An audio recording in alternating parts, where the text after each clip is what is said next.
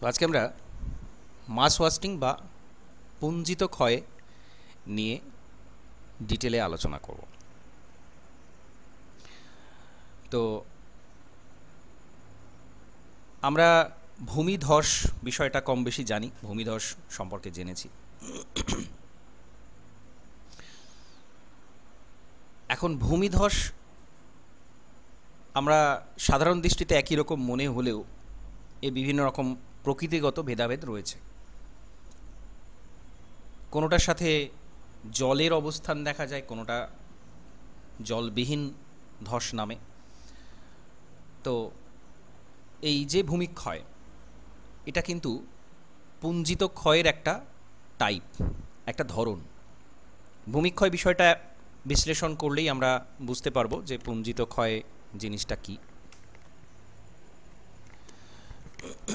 তো মাধ্যাকর্ষণের টানে যখন উঁচু কোনো ভূমিরূপ থেকে বিভিন্ন পদার্থ নিচে নেমে আসে, যার মূল চালিকা শক্তি হচ্ছে মাধ্যাকর্ষণ, সেটাই আমরা এক কথায় পুঞ্জিত ক্ষয় বা মাস ওয়াস্টিং বলি।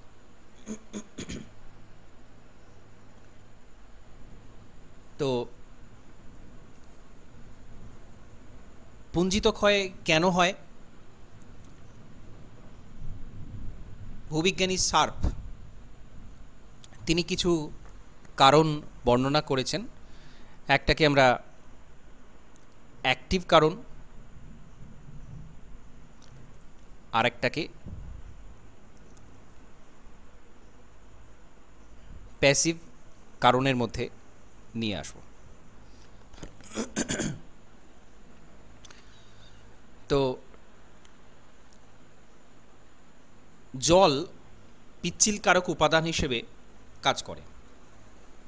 হঠাৎ করে অনেক দিন শুষ্কতার পরে যদি বৃষ্টি হয়, আর্দ্র আবহাওয়া তৈরি হয়, তখন ক্ষয়ীভূত পদার্থগুলো নিচে নামা শুরু করে।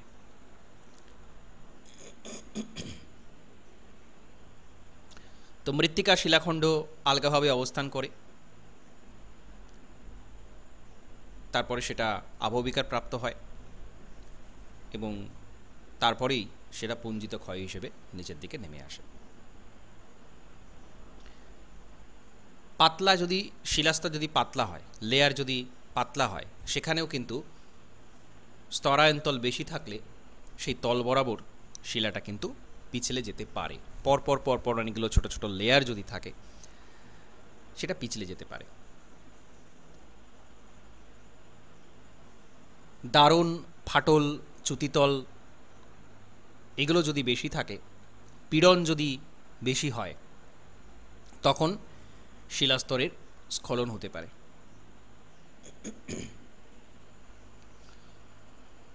এছাড়া ঢাল, নদী, হিমবাহ, বায়ু, সমুদ্র তরঙ্গের ক্ষয়কাজের কারণে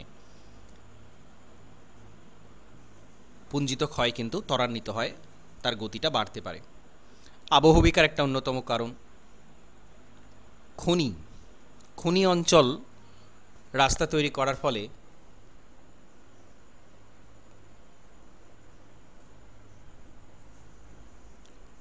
নিচে অনেক সময় বসে যেতে পারে ভূমিভাগ, সেটাও এক ধরনের পুঞ্জিত ক্ষয়ের মধ্যে কিন্তু আসে। তো এইগুলো আমরা একটার পর একটা আলোচনা করব।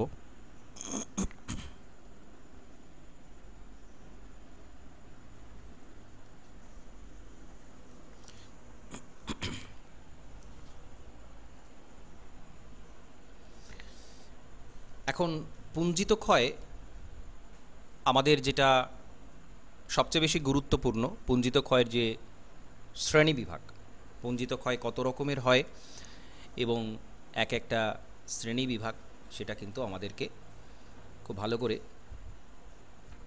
তৈরি করতে হবে।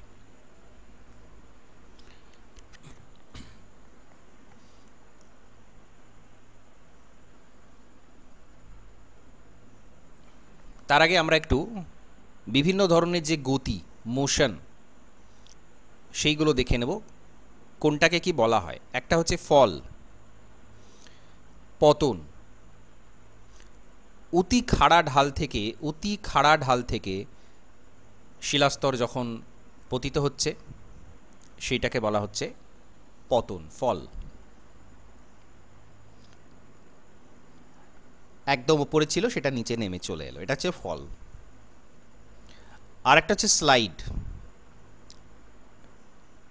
ঢাল বরাবর গড়িয়ে যখন নিচে নামছে, গড়িয়ে অর্থাৎ এইভাবে এইভাবে গড়িয়ে গড়িয়ে গড়িয়ে গড়িয়ে নিচে নামছে, এটাকে বলা হচ্ছে স্লাইড।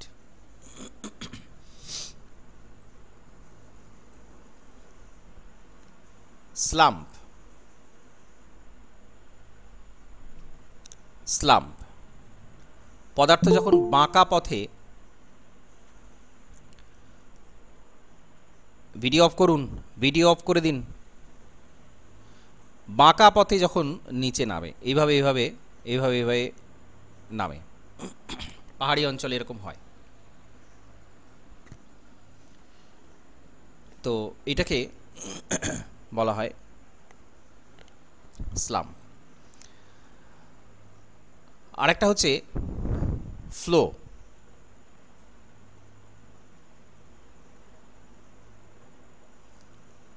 একটু আঠালো পদার্থ, একটু কাদা জল মিশ্রিত হয়ে যখন ওপর থেকে নিচের দিকে অবতরণ করে তখন তাকে বলা হয় ফ্লো, প্রবাহ। আঠালো পদার্থ যখন নিচের দিকে নামে তখন সেটাকে বলা হচ্ছে ফ্লো।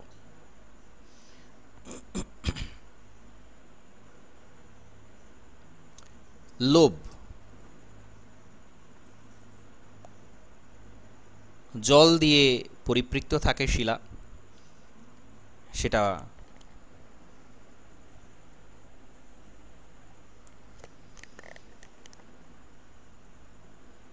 নিচে যখন নেমে আসে তখন তাকে বলা হচ্ছে জল যুক্ত হয়ে সম্পূর্ণভাবে, তখন তাকে বলা হচ্ছে লোভ। তাহলে এইগুলো হচ্ছে এক একটা গতি, এক এক রকমের টাইপ। এবার আমরা শার্প যে ক্লাসিফিকেশনটা করেছেন,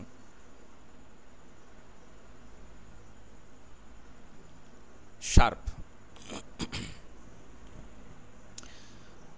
ভূবিজ্ঞানী শার্প উনি কিন্তু এই পুঞ্জিত ক্ষয়ে বিষয়টা প্রথম নিয়ে আসেন। পুঞ্জিত ক্ষয়,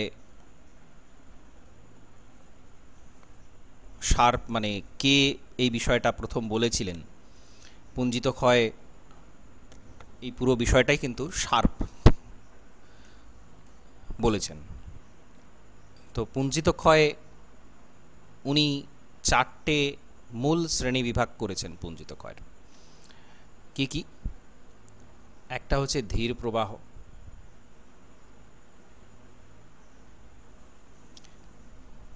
আর একটা হচ্ছে দ্রুত প্রবাহ,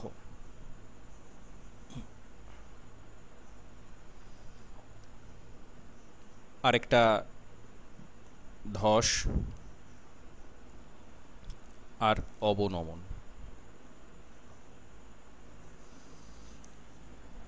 তো এই 4টে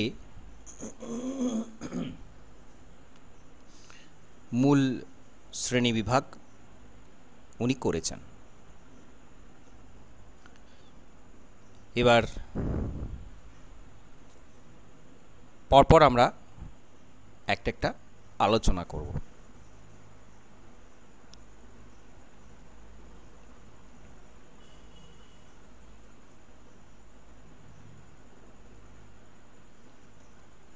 ধীর প্রবাহ,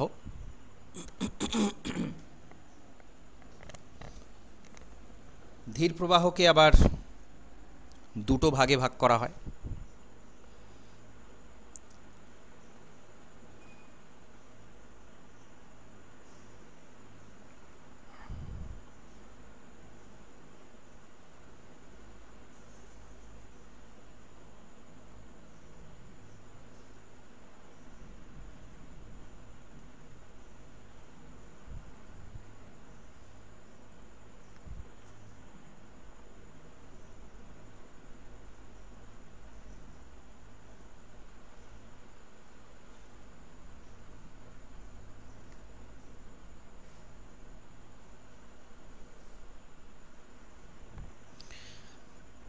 বিসর্পণ আর সলিফ্লাকশন, এই দুটো হচ্ছে ধীর প্রবাহের মূল টাইপ, অর্থাৎ যেটা ধীরে ধীরে প্রবাহিত হয়। খুব ভালো করে ক্লাসিফিকেশনগুলো মনে রাখবেন। আবার এই ক্রিপকে, বিসর্পণকে আবার 4টে ভাগে ভাগ করা হয়।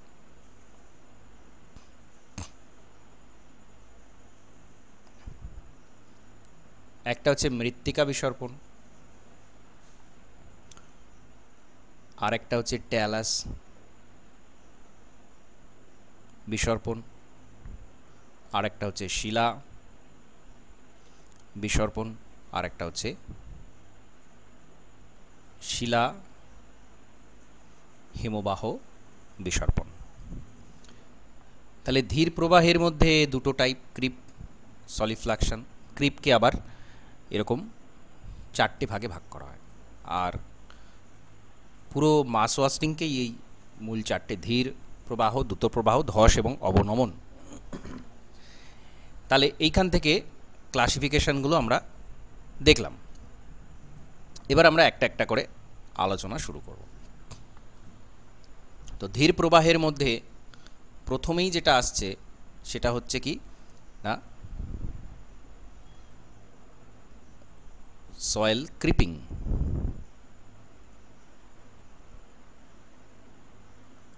Soil creep, বিসর্পণ।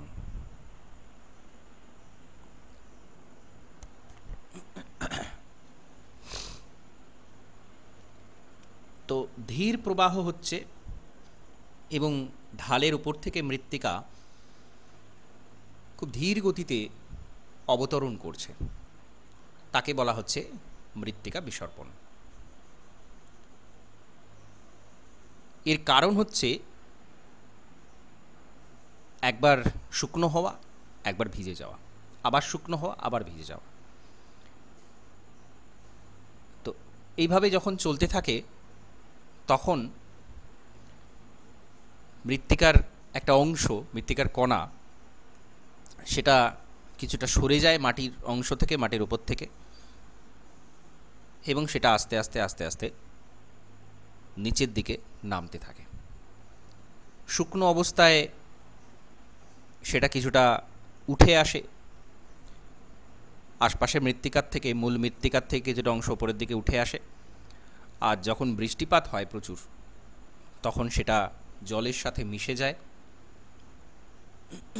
এবং আলগা হয়ে গিয়ে নিচের দিকে অবতরণ করে। তো এটাকে বলা হয় বিসর্পণ।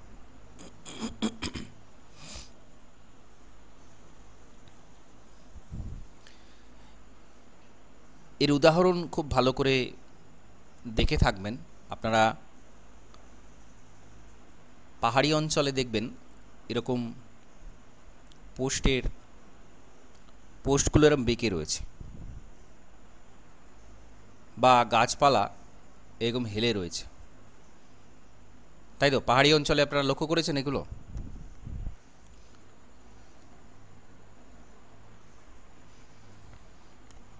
পাহাড়ি অঞ্চলে পাহাড়ের ঢালে লাইট পোস্ট বা বিদ্যুতের খুঁটি যেগুলো, সেগুলো দেখবেন হেলে রয়েছে।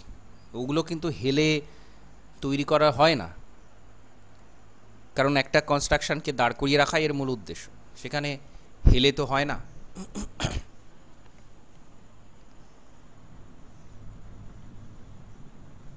তো এটা মৃত্তিকা বিসর্পণের খুব ভালো একটা উদাহরণ। এরকম ধরনেরই প্রশ্ন হবে যে মৃত্তিকা বিসর্পণের একটা উদাহরণ নিম্নলিখিতর মধ্যে কোনটা, বা এটা এক্সাম্পলটা তুলে দিয়ে বলা হবে যে এটা কী ধরনের পুঞ্জিত ক্ষয়ের উদাহরণ। অপশানে থাকবে এরকম মৃত্তিকা বিসর্পণ, ধস, ট্যালাস বিসর্পণ, আর্থ ফ্লো, মাড ফ্লো, এরকম নানা ধরনের অপশান থাকবে। তো কনসেপ্ট ক্লিয়ার থাকলে এই ধরনের প্রশ্ন কিন্তু খুব সহজেই উত্তর করা যাবে। আর আপনাদের বলবো যে খুঁটিয়ে পড়বেন, এইটুকু সময় কিন্তু এইটুকু নেই। আপনাদের হয়তো মনে হচ্ছে যে সময় খুব কম আছে, মোটেও সময় কম নেই। 3 মাস সময়টা যথেষ্ট সময়, যথেষ্ট সময়। আপনি পড়াতে ছিলেন কি ছিলেন না, আপনি ভুলে গেছেন কি জাননি, তার উপর ডিপেন্ড করছে না। 3 মাস সময় যথেষ্ট সময়। আপনারা জানেন যে 2016তে যখন পরীক্ষা হয় তখন মাত্র 27 দিন সময় দেওয়া হয়েছিল। তো যাই হোক, এখানে 3 মাসেরও বেশি সময় আপনারা পাচ্ছেন। বেশি সময় এই কারণে বলবো, কারণ পরীক্ষা যে হতে চলেছে সেটা অন্ততপক্ষে 1.5 মাস আগে আপনারা জানেন। 1 মাস আগে জানতে পারলেন কোন সময় হবে, তার আগেই এপ্রিল মাস নাগাদ কিন্তু আপনারা জেনে গিয়েছিলেন। তো সেই সময়কার যারা পড়ছিলেন, আমি কিন্তু তাদের বলেও দিয়েছিলাম যে আপনারা কিন্তু এই জায়গাটা রাখবেন যে এটা একটা শেষ সুযোগ, এরকম ভাবনা চিন্তা করে আপনারা পড়াশোনাটা করুন। তো আপনারা একটা কোনো টেক্সট বই করে ধরে, যে কোনো টেক্সট বই, সেটা এইচএসের হতে পারে, গ্র্যাজুয়েশনের হতে পারে, সব কটা টপিকের কোনো না কোনো টেক্সট বই আপনারা অবশ্যই পড়বেন। সেটা নোটস পড়ুন, এমসিকিউ পড়ুন, যাই করুন, একটা যেন বেসিক বই আপনাদের হাতে থাকে। না হলে কিন্তু পুরো ডাইভার্টেড হয়ে যাবেন, পুরো বিষয়বস্তু থেকে অন্যদিকে চলে যেতে পারেন। এত নানা জায়গাতে নানা রকমের এমসিকিউ আছে। তো মূল জায়গাগুলো আপনাদের কিন্তু কনসেপচুয়াল ক্ল্যারিটি রাখতেই হবে। যাই হোক, তাহলে আমরা মৃত্তিকা বিসর্পণের বিষয়টা বুঝলাম। এরপরে আসছে ট্যালাস বিসর্পণ।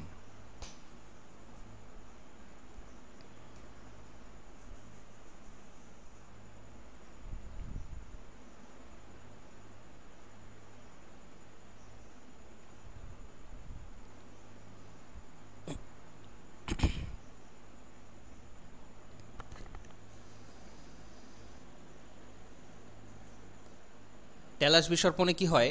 আচ্ছা, প্রথমত ট্যালাস কাকে বলে? বিসর্পণ মানে ধীরে ধীরে নেমে আসছে, ট্যালাস নেমে আসছে। আগেটাতে মৃত্তিকা নাম ছিল, এটাতে ট্যালাস নেমে আসছে। তো ট্যালাস মানে কি, কাকে বলে ট্যালাস?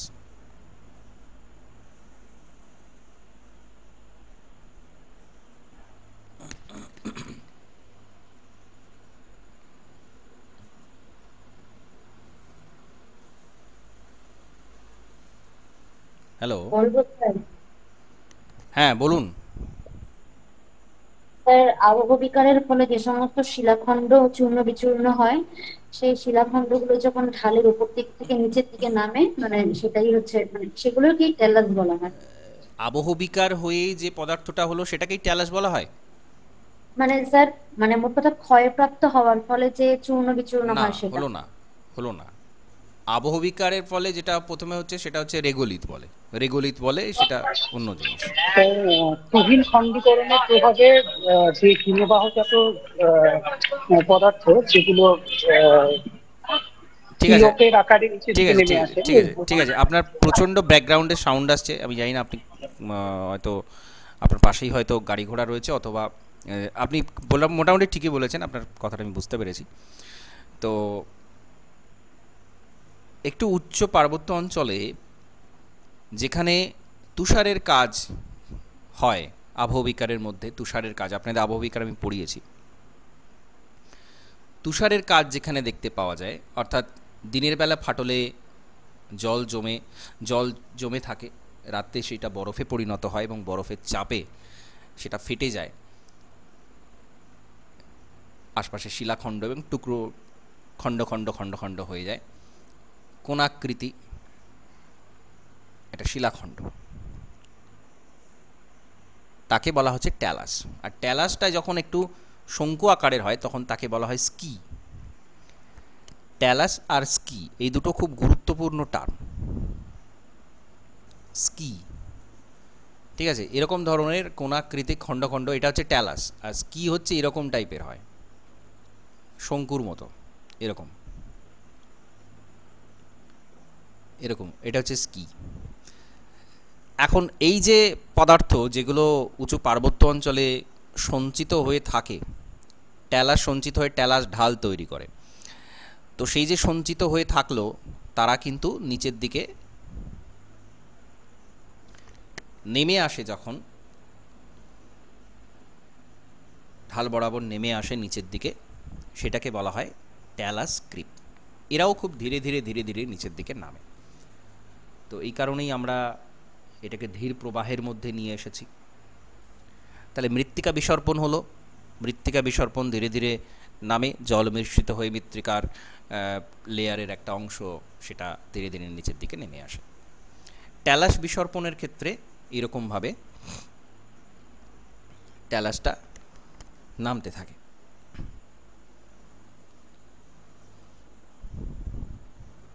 নেক্সট হচ্ছে শিলা বিসর্পণ, rock creep.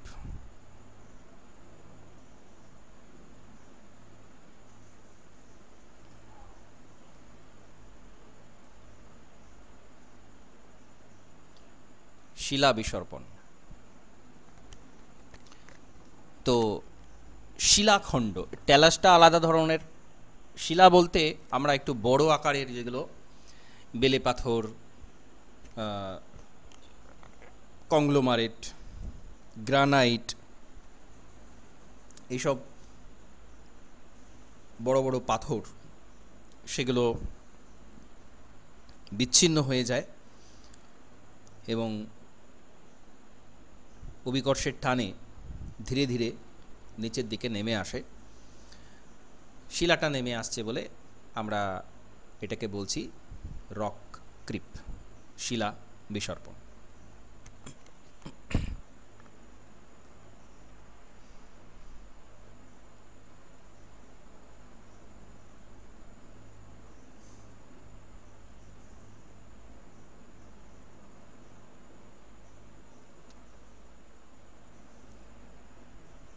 Rock glacier creep,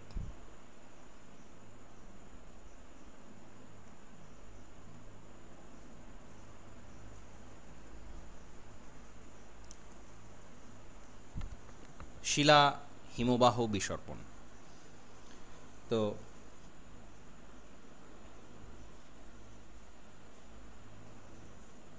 এখানে একটা বিষয় পরিষ্কার যে হিমবাহের ক্ষয়ের ফলে যেসব পদার্থগুলো তৈরি হলো, নানা রকমের নুড়ি, বালি, পলি, সেইগুলো, এবং তার সাথে নানা রকমের শিলাখণ্ড, সেটা মিশ্রিত হয়ে একসাথে ঢাল বরাবর যখন নেমে আসছে, তাকে বলা হয় rock glacier creep. Rock glacier creep, rock creep শিলা বিসর্পণ, শিলা নেমে আসছে। রক গ্লেসিয়ার ক্রিপ শিলা হিমবাহ বিসর্পণ, শিলার সাথে হিমবাহ ক্ষয়ের ফলে যেসব পদার্থগুলো তৈরি হচ্ছে সেটা নিচের দিকে নেমে আসছে। তাহলে এই হচ্ছে বিভিন্ন রকমের ধীর প্রবাহ, 4টে টাইপ ধীর প্রবাহের, সেগুলো আমরা এখানে দেখলাম।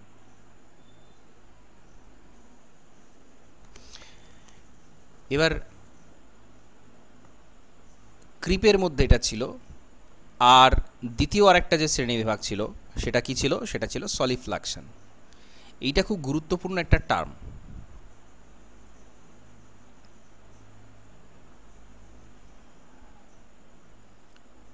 সলিফ্লাকশন, এটা বলতে পারবেন কাকে বলে? স্যার বলবো?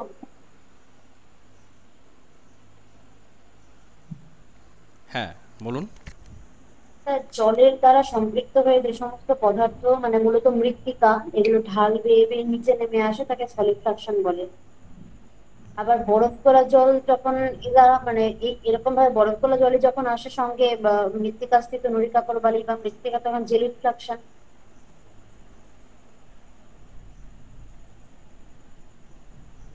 বেশ, এই কথাটাকে ব্যবহার করেছিলেন প্রথমে? সলিডফ্রাকশন, আন্ডারসন। আন্ডারসন। আর একটা এখানে আরেকটা টার্মিনোলজি আছে, কনজেলিফ্রাকশন। ওটা আবার পার্মাফ্রস্ট এরিয়াতে হয়।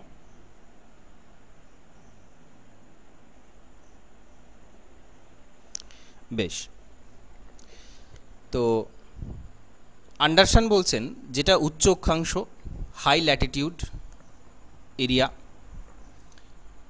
এবং হাই অল্টিটিউড এরিয়া, দুটো জায়গাতেই উচ্চ অক্ষাংশ বা অনেক উচ্চতা সম্পন্ন যে জায়গাগুলো, সেইখানে জল মৃত্তিকার সাথে সংযুক্ত হয়ে মাধ্যাকর্ষণের টানে নিচের দিকে নামে, সেইটাকে উনি বলছেন সলিফ্লাকশন। এখন এই সলিফ্লাকশন এটা দুটো শব্দ দিয়ে তৈরি, সোলাম বা মৃত্তিকা, সোলাম আর ফ্লোর বা প্রবাহ।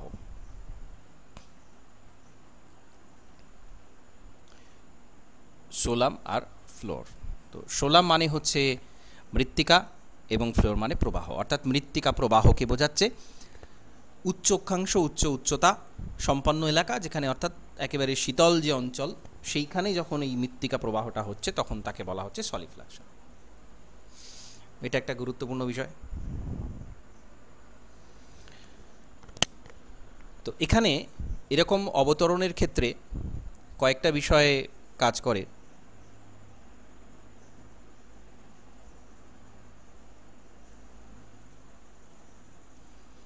প্রথম হচ্ছে কি, তুষার গলে যাচ্ছে এখানে, তার জন্য জল এখানে যথেষ্ট পরিমাণে আছে, জলের প্রাচুর্য দেখা যাচ্ছে তুষার গলনের কারণে। আর কি, মাঝারি থেকে খাড়া ভূমির ঢাল, অর্থাৎ উঁচু পার্বত্য অঞ্চল, বোঝাই যাচ্ছে সেটা, সেখানে ঢাল যথেষ্ট পরিমাণে রয়েছে।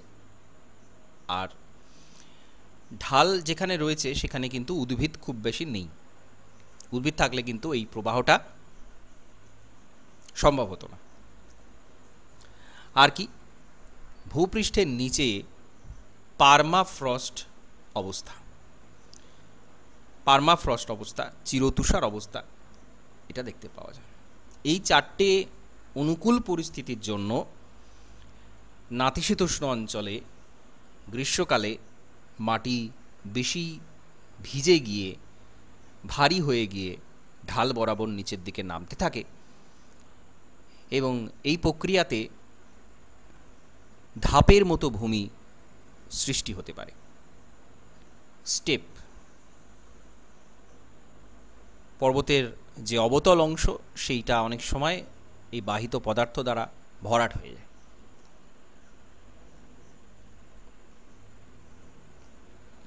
তাহলে এটা হচ্ছে পুরো সলিফ্লাকশনের বিষয়ে সামগ্রিক বিষয়।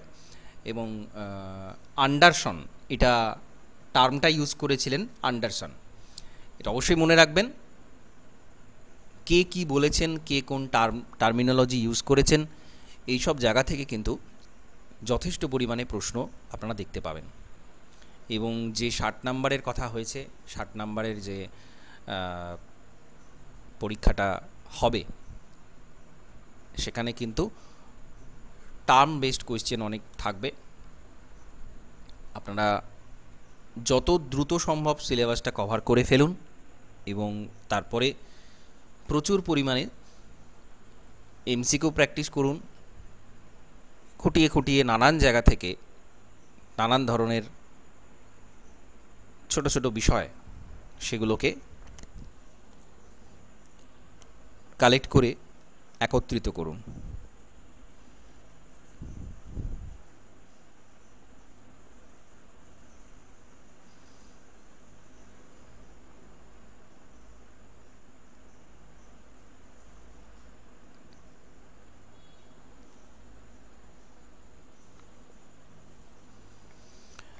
আচ্ছা, তাহলে আমরা ধীর প্রবাহের যতগুলো শ্রেণী বিভাগ ছিল সেগুলো দেখলাম। এবার আমরা চলে যাব দ্রুত প্রবাহতে।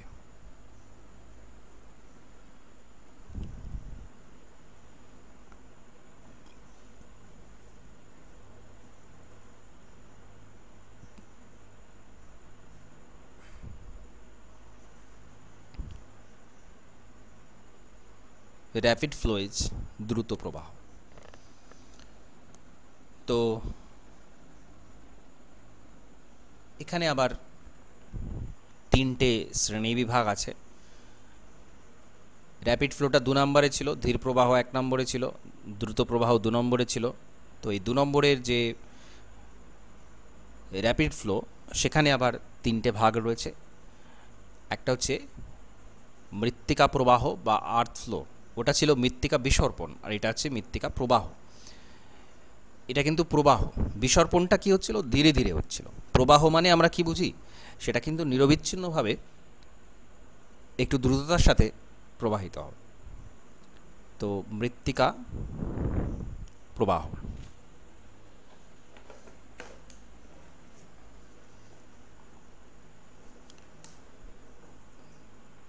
এখন মৃত্তিকার ক্ষেত্রে, এক মিনিট,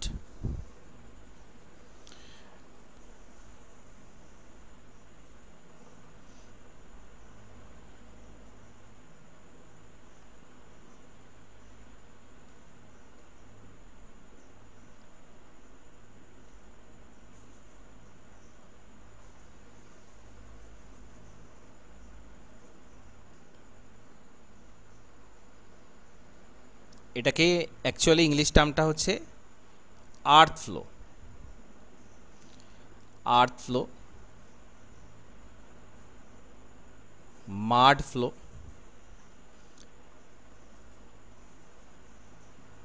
দেব্রিজ ফ্লো। আর্থ ফ্লো, মাড ফ্লো আর দেব্রিজ ফ্লো।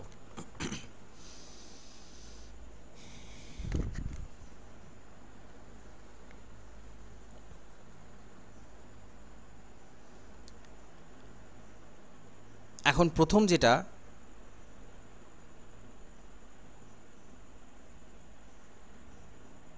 সেটা এই মৃত্তিকা প্রবাহের ক্ষেত্রে কি হয়,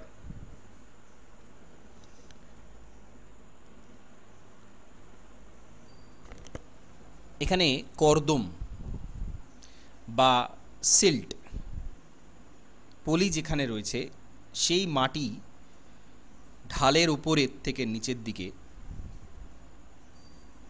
অবতরণ করে। আর্দ্র অঞ্চল, বৃষ্টিপাতযুক্ত অঞ্চল, সেখানে একটু গ্রীষ্মকালের দিকে এই ধরনের পুঞ্জিত ক্ষয়টা দেখতে পাওয়া যায়। ঢালের উপরের দিকে ক্ষত তৈরি হয়, অর্থাৎ যেখান থেকে নেমে আসে বস্তুটা সেখান থেকে একটা ক্ষত, গভীর অংশ দেখতে পাওয়া যায়। আর শেষ দিকে একটা উঁচু ঢিবির মতো অংশ তৈরি হয়, অর্থাৎ জিনিসটা হয় এরকম।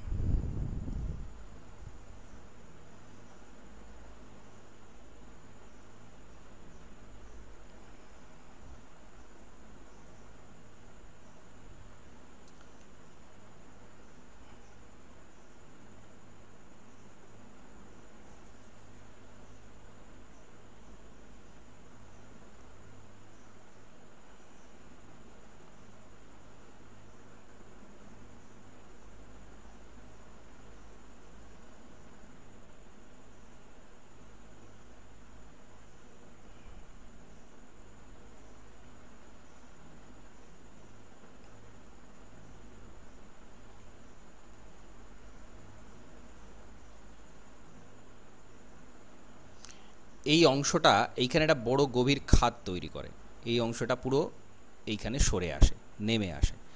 আর যাবতীয় যত ওপরের ক্ষয়ীভূত অংশ এসে নিচে এইখানে জমা হয়।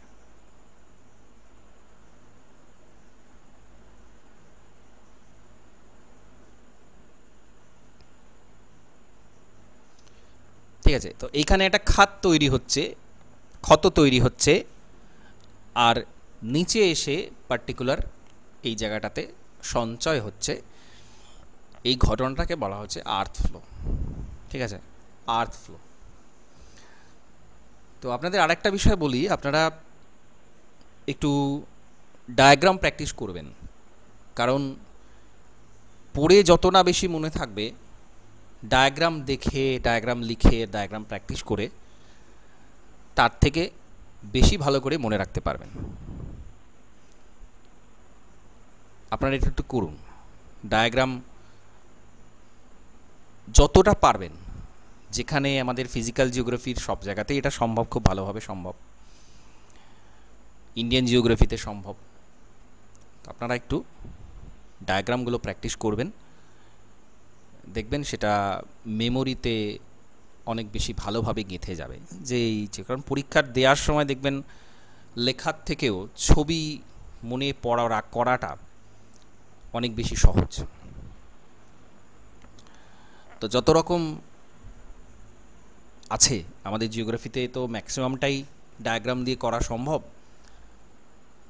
একটু বিভিন্ন জায়গা থেকে কালেক্ট করে, বিভিন্ন বই থেকে কালেক্ট করে ডায়াগ্রামগুলো অবশ্যই নিজের হাতে একটু ছোট করে আঁকবেন, সেটা মেমোরির ক্ষেত্রে অনেক বেশি ভালো করে কাজ করবে।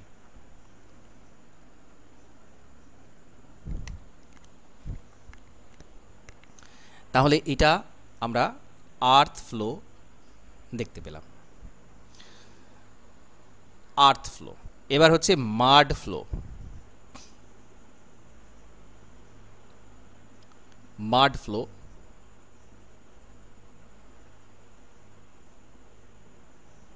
কাদা প্রবাহ, কাদা প্রবাহ। তো সূক্ষ্ম মৃত্তিকার দানা, সূক্ষ্ম দানা, সেটা জলে খুব ভালোভাবে মিশ্রিত হয়ে যেতে পারে, জলে সেটা মিশ্রিত হয়ে যেতে পারে সহজে। তার ফলে কি হয়, একদম ঠিক কাদা গোলা যেমন হয়, একটা বালতিতে ধরুন পুরো একদম থকথকে কাদা, ঠিক সেই জিনিসটা তৈরি হয়ে যায়। সেইটা মৃত্তিকা প্রবাহের তুলনায়, মৃত্তিকা প্রবাহে যতটা না জল থাকে আর্থ ফ্লোতে, মাড ফ্লোতে জলের পরিমাণ আরও বেশি থাকে। এবং বিভিন্ন খাত দিয়ে কাদা, বিভিন্ন পাথর, গাছপালা, ঘরবাড়ি পর্যন্ত বহন করে নিয়ে চলে যেতে পারে। অর্থাৎ কি ভয়ানক একটা প্রবাহ, এটা ভাবলেই বুঝতে পারবেন যে ওপর থেকে বৃষ্টির জলের সাথে সমস্ত কিছু মিশ্রিত হয়ে গেছে, বেশ বড় একটা এলাকা জুড়ে কাদা, সেটা ওপর থেকে নিচে সব কিছু নিয়ে নিচের দিকে নামছে। এমনকি তার মধ্যে ঘরবাড়িও আছে, গাছপালাও আছে, সব কিছু একসাথে সঙ্গে করে নিয়ে সেটা প্রবাহিত হতে হতে ওপর থেকে নিচের দিকে নামছে। তো এই জিনিসটা হচ্ছে মাড ফ্লো।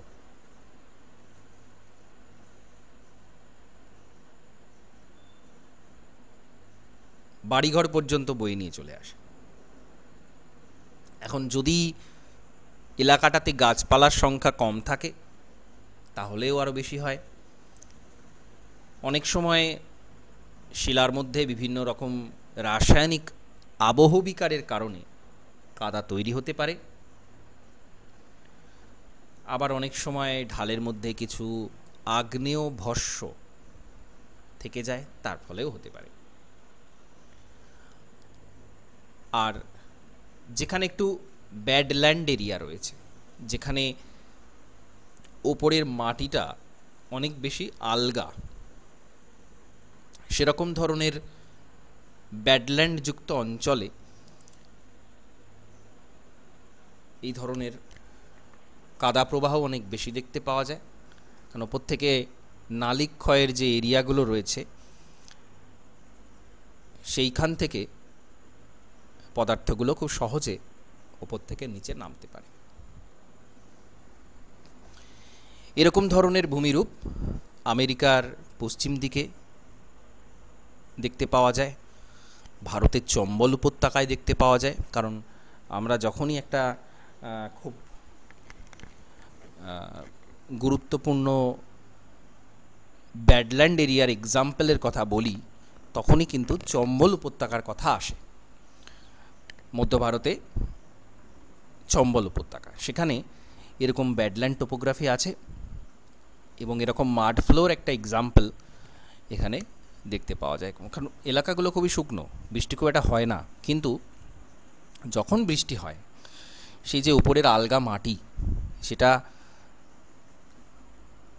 কাদা সাথে গুলে গিয়ে উপর থেকে প্রবাহের মতো নামতে থাকে। তো এটা হচ্ছে মাড ফ্লো। এবার এখানে শার্পের একটা ক্লাসিফিকেশান আছে, সেটা আমাদের একটু জেনে রাখতে হবে। মাড ফ্লোকে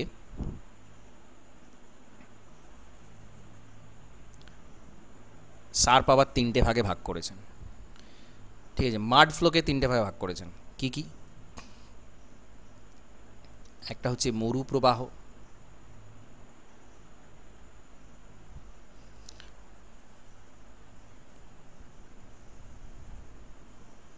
পার্বত্য প্রবাহ,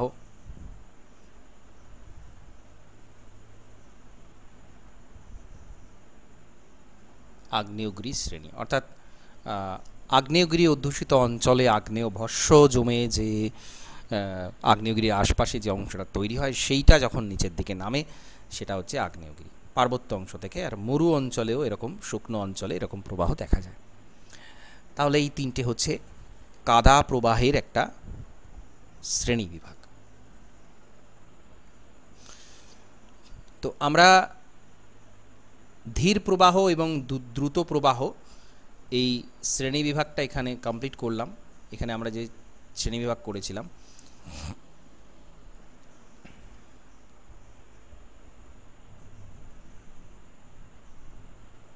তার মধ্যে এটা হয়েছে। দ্রুত প্রবাহের আর একটা পোর্শন বাকি আছে, দুটো আমরা করেছি। তারপরে ধস আছে আর আছে অবনমন।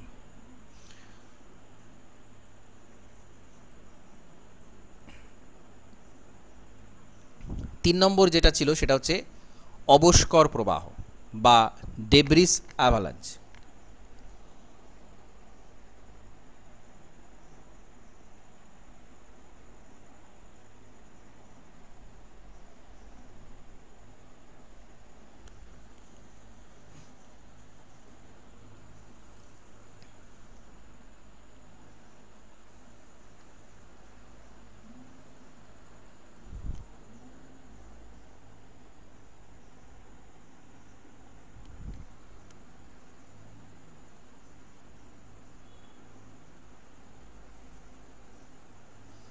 ডেব্রিস অ্যাভালাঞ্চ সেটা কি না? ডেব্রিস কাকে বলে? প্রথমে বলুন, ডেব্রিস কাকে বলে?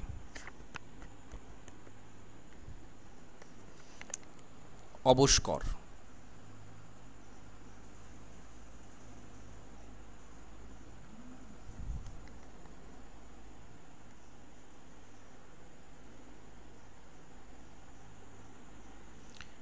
কাকে বলে ডেব্রিস?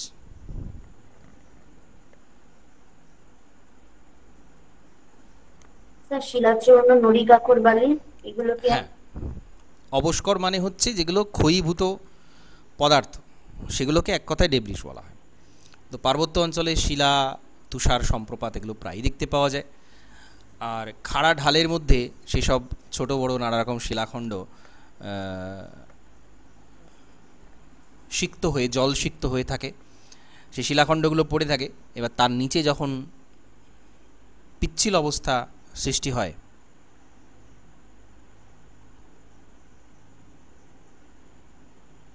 তখন সেটা আস্তে আস্তে, খুব আস্তে বলা যায় না,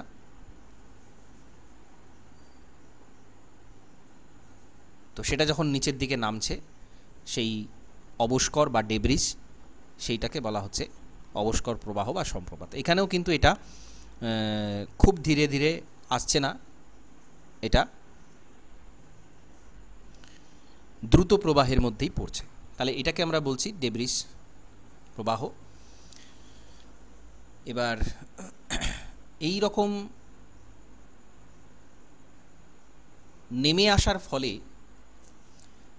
অনেক সময় খাত তৈরি হয়, অনেক সময় খাত তৈরি হয়। তো সেই খাতগুলোকে বলা হয়, এরকম ধরা যাক একটা অংশ থেকে এরকম নেমে চলে এলো, তো এই খাতগুলোকে বলা হয় অ্যাভালাঞ্চ স্যুট।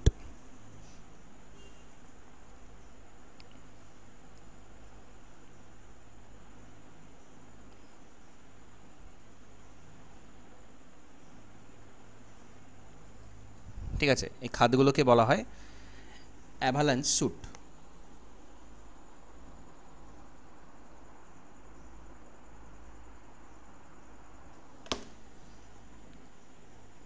তো টার্মগুলো অবশ্যই মনে রাখবেন, এখানে যতগুলো টার্ম আসছে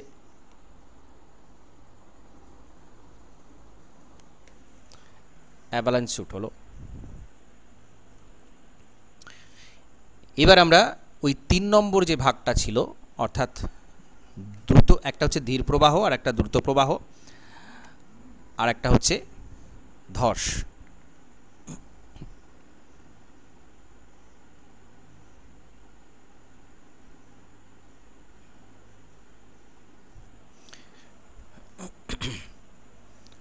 তো ধস কাকে বলবো আমরা? ল্যান্ডস্লাইড। তো প্রথমেই শুরুতেই বলেছিলাম ধস হচ্ছে পুঞ্জক্ষয়ের একটা টাইপ, একটা শ্রেণী বিভাগ। তো ঢালের উঁচু অংশ থেকে নিচের দিকে শিলাখণ্ড বা মৃত্তিকা, শুকনো মৃত্তিকার পতন, সেটাকে বলা হয় ধস। এই ধসটা নানা কারণে হতে পারে। অতি তীক্ষ্ণ ঢাল, প্রচুর পরিমাণে বৃষ্টিপাত বা তুষার গলা জল, অতিরিক্ত ভূমিকম্প, মানুষের কিছু কার্যকলাপ। তো এই বিষয়টাকে বলা হচ্ছে ধস। এবার এই ধসটা এতটাই গুরুত্বপূর্ণ কারণ এটা আমরা সবথেকে বেশি চাক্ষুষ দেখতে পাই, কারণ বাকিগুলো ধীর প্রবাহ যেগুলো হয় সেগুলো তো খুব একটা মানে চোখে বোঝা যায় না। দ্রুত প্রবাহটা কিছুটা হলেও, কাদা প্রবাহ এগুলো দেখা যায়, কিন্তু সেটা খুব রেয়ার। কিন্তু ধস জিনিসটা ধসপ্রবণ এলাকাতে খুব কমন একটা ঘটনা। তো এইখানে আমাদের একটু সাবক্লাসিফিকেশনগুলো জানতে হবে। ধসটাকে 5টা ভাগে ভাগ করেছেন বিভিন্ন ভৌগোলিক, এখানে শার্পের ক্লাসিফিকেশন নয় এটা। সেগুলো কি? একটা হচ্ছে স্লাম্প।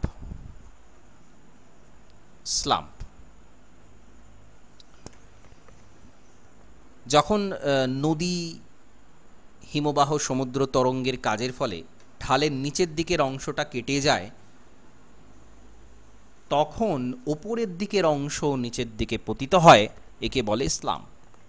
অর্থাৎ একটা উঁচু ভূখণ্ড রয়েছে এরকম, এখন দেখা যাচ্ছে কি সমুদ্র তরঙ্গের কাজ বা কোনো কিছু ফলে এই জায়গাটা কেটে যাচ্ছে, এখন এই জায়গাটা কেটে গেলে কি হবে? এই জায়গাটা যদি বাদ চলে যায় কীরকম হবে? জিনিসটা এইরকম দাঁড়াবে। তো এইখানে এটা হওয়ার ফলে উপরের দিকে একটা বিঘ্ন ঘটে, কারণ এটার উপর বেস করে এটা ছিল। তো তখন কি হয়? উপর থেকে হুড়মুড়িয়ে বিভিন্ন শিলাখণ্ডগুলো নেমে আসে, কারণ নিচেটা কেটে গেছে। এটা নদীর কাজের ফলেও হতে পারে। নিচের অংশটা কেটে গেছে, ভারসাম্যটা রক্ষা করার কেউ নেই, তখন উপর থেকে নিচের দিকে ধসটা নামে, স্লাম্প। এটাকে বলে স্লাম্প। এটা একটা হয়। আর একটা হয় ডেব্রি স্লাইড।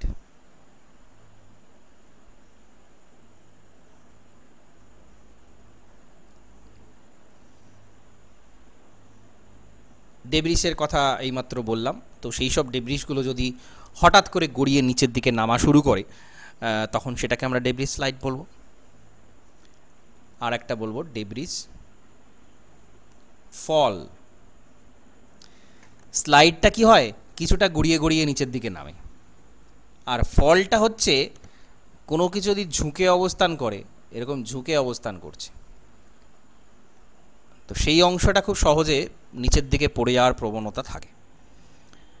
এটাকে বলা হয় ডেব্রিস ফল।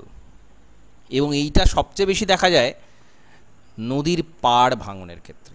নদীর পাড় ভাঙনের ক্ষেত্রে এরকম নদীর পাড় দেখবেন এরকম ঝুঁকে থাকে, এখান দিয়ে নদী জল যাচ্ছে, পাড়টা এরকম ঝুঁকে রয়েছে, তো সেটা খুব সহজে এরকম পড়ে যায়। এইটাকে বলা হচ্ছে ডেব্রিস ফল, এটা মনে রাখবেন। নদীর পাড় ভাঙন কিন্তু ডেব্রিস ফলের ক্লাসিফিকেশন। ওকে, ডেব্রিস ফল বলা হয়, নদীর পাড় ভাঙনটাকেই ডেব্রিস ফল বলে, এটা মনে রাখবেন, এটা মোস্ট ইম্পর্ট্যান্ট, ডেব্রিস ফল।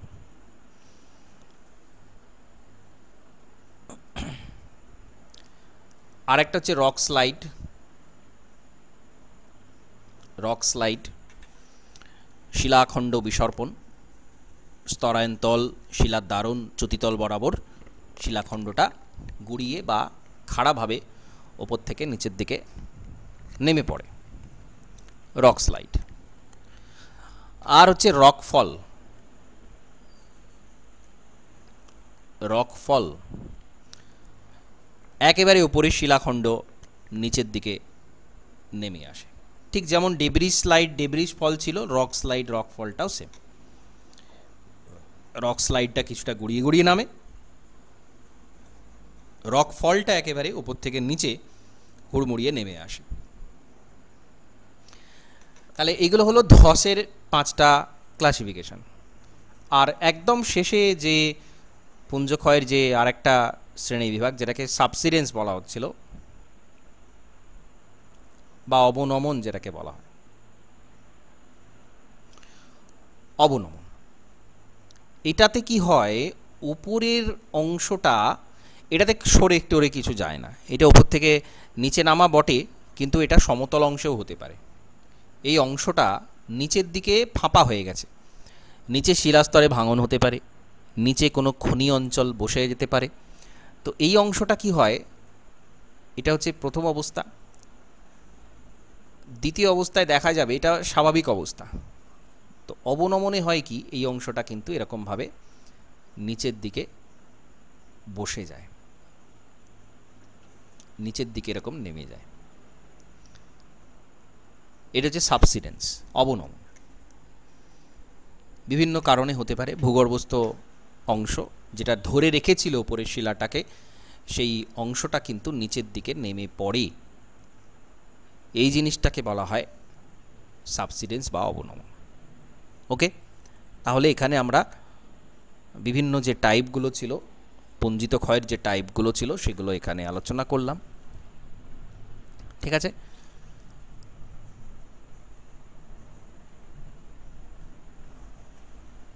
চারটে অংশ মনে রাখবেন, কোনটা কাকে বলে, ডেফিনেশন সমস্তটা থেকে, এবং যে টার্মগুলো এখানে আলোচনা করলাম সবগুলো থেকেই কিন্তু প্রশ্ন আসার সম্ভাবনা থাকছে। ওকে,